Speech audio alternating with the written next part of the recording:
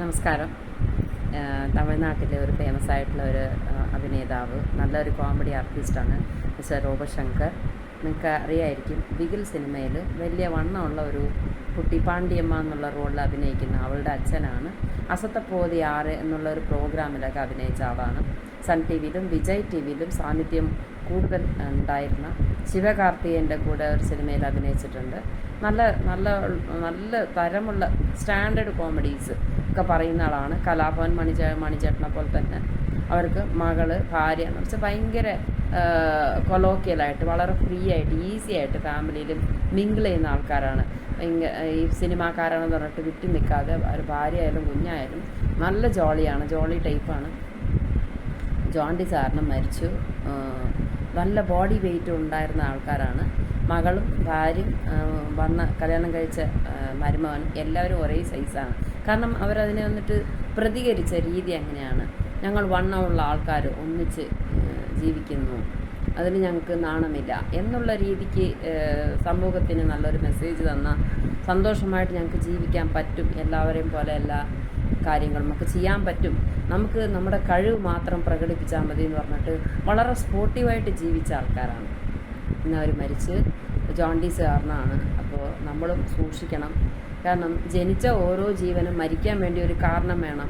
പക്ഷേ ചിലർ നല്ലവണ്ണം ആയുസോടെ, നല്ല ദീർഘായുസോടെ, വളരെ സന്തോഷത്തോടെ, ആരോഗ്യത്തോടെ ജീവിക്കണം എന്നാണ് എല്ലാവരും, എല്ലാ മാതാപിതാക്കളും അവർ കുഞ്ഞിനെ ജനിക്കുമ്പോൾ നല്ല ആരോഗ്യമുള്ള കുഞ്ഞിനായിട്ട് ജനിപ്പിക്കാൻ വേണ്ടിയിട്ടാണ് നോക്കേണ്ടത്. കുട്ടികളില്ലെങ്കിലും കുഴപ്പമില്ല, നല്ല കുഞ്ഞുങ്ങൾ നല്ല ആരോഗ്യത്തോടെ ജീവിക്കണം. ഒരു ഹൈജീനിക്കായിട്ടുള്ള ലൈഫ് സ്റ്റൈൽ എല്ലാവർക്കും വേണം, എല്ലാ കാര്യത്തിലും. പെണ്ണുങ്ങളെ കണ്ടു കഴിഞ്ഞാൽ ഒരു ചവറ് പോലെയുള്ള ഒരു ലൈഫ് സ്റ്റൈൽ അത് ശരിയല്ല. കാരണം ഈ മാതാപിതാക്കൾ ഏത് തരത്തിലുള്ള ആൾക്കാരാണെങ്കിലും കുഞ്ഞ് ജനിക്കുന്നത് ബൈ പ്രോഡക്റ്റാണ്. ആ കുഞ്ഞിന് നല്ല ആരോഗ്യം ഉണ്ടായിരിക്കണം. അത് വളരാനും ജീവിക്കാനും പഠിക്കാനും സമൂഹത്തിൽ നല്ല അന്തസ്സിൽ വളരാൻ വേണ്ടിയിട്ടുള്ള സൗകര്യം ചെയ്തു കൊടുക്കേണ്ടത് ആ അമ്മയും അച്ഛൻ്റെയും റെസ്പോൺസിബിലിറ്റിയാണ്. അങ്ങനെ ആണെങ്കിൽ തന്നെ ചില പിള്ളേർ ചീത്തയായിട്ട് പോകാറുണ്ട്. എല്ലാ രീതിയിലും നമ്മൾ ആ കുട്ടിയിൽ നല്ലൊരു ശീലം പഠിപ്പിച്ച് ഹൈജീനിക്കായിട്ടുള്ള ലൈഫ് സ്റ്റൈൽ കൊണ്ടുപോകണം. ആ കുഞ്ഞുങ്ങൾക്ക് അസുഖം വരാതെ, അസുഖം വന്നു കഴിഞ്ഞാൽ എന്ത് ചെയ്യണമെന്ന് പറഞ്ഞു കഴിഞ്ഞാൽ അതിനുള്ള ട്രീറ്റ്മെൻറ്റ് എടുക്കുക, അല്ലാതെ വേറെ നിവർത്തിയില്ല.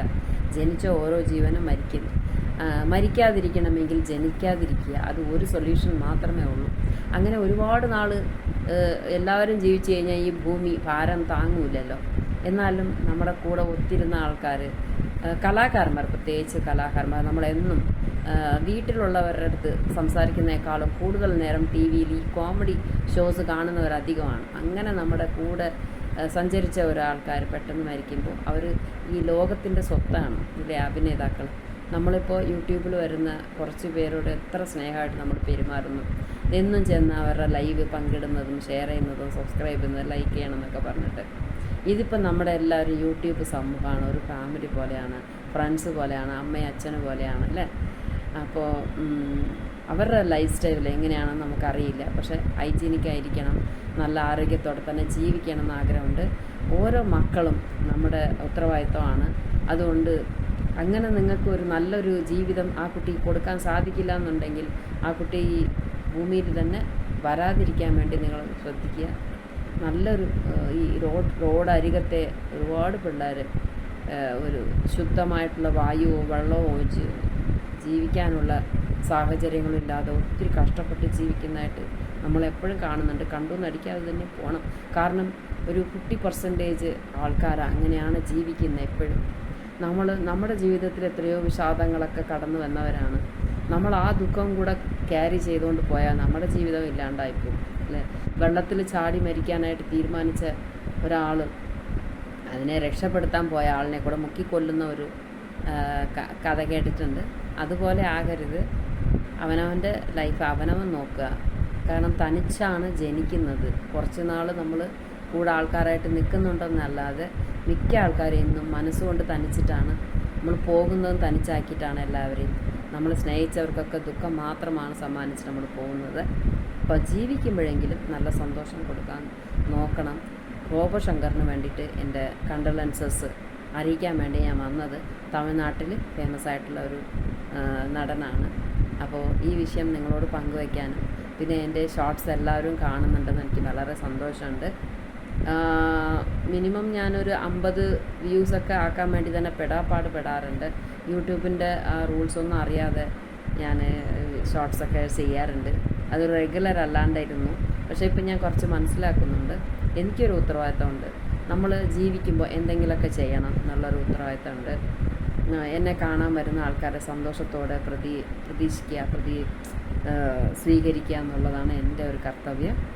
അപ്പോൾ നമുക്കൊരു റെസ്പോൺസിബിലിറ്റി ഉണ്ട്. നമ്മുടെ ഈ ലോകത്തിലെ ഉള്ള ആൾക്കാർ, നമ്മൾ അറിയാവുന്ന ആൾക്കാർക്ക് എന്തെങ്കിലും സംഭവിച്ചാൽ നമ്മളത് ദുഃഖം പങ്കുവയ്ക്കണം എന്നുള്ളതാണല്ലോ. ഒരു ബർത്ത്ഡേ വിഷസ് പറയണ പോലെ തന്നെ അവർ മരിക്കുമ്പോഴും നമുക്ക് സങ്കടമുണ്ട്. അവരെത്ര ഇപ്പോൾ മോഹൻലാലാണെങ്കിലും മമ്മൂട്ടിയാണെങ്കിലും കുറച്ച് നാൾ നമ്മുടെ മുമ്പിൽ വന്നില്ല എന്നുണ്ടെങ്കിൽ ഭയങ്കര സങ്കടം വരും. കാരണം അവർ നമ്മുടെ ആരോഗ്യ പോലെയാണല്ലോ. നമ്മൾ എത്രത്തോളം അവരുടെ പടങ്ങൾ കണ്ട് ആസ്വദിച്ച് കാണും.